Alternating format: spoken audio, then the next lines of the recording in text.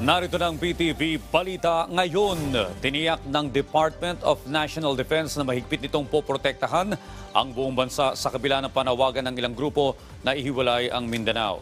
Git ni Defense Secretary Gilberto Chodoro Jr., malinaw sa kanilang mandato na panatilihin ang integridad at soberanya ng ating national territory alinsunod sa konstitusyon. Samantala, nagbabala rin ng Department of Justice laban sa sinumang nananawagan ng pagkakawatak-watak o secession ng ating teritoryo. Kaugnay nito, nanindigan din ang Philippine National Police na hindi dapat ihiwalay ang Mindanao at imomonitor nila ang anumang hakbang na nagsusulong nito.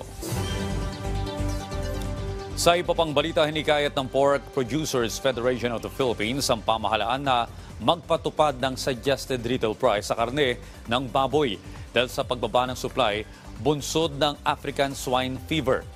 Ayon kay AGAP Party List Representative Nicanor Briones, dapat kausapin ng Department of Trade and Industry at Department of Agriculture ang mga trader at retailer upang magkaroon ng tamang presyohan sa karne ng baboy.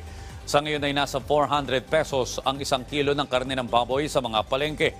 Ayon kay Briones, dapat maglaro lamang sa 350 hanggang 370 pesos ang isang kilo ng baboy kung farm gate price nito ay nasa 200 pesos. Iginit din ito na dapat na nasa 320 pesos lamang ang kada kilo ng baboy sa mga palengke sa kasalukuyan.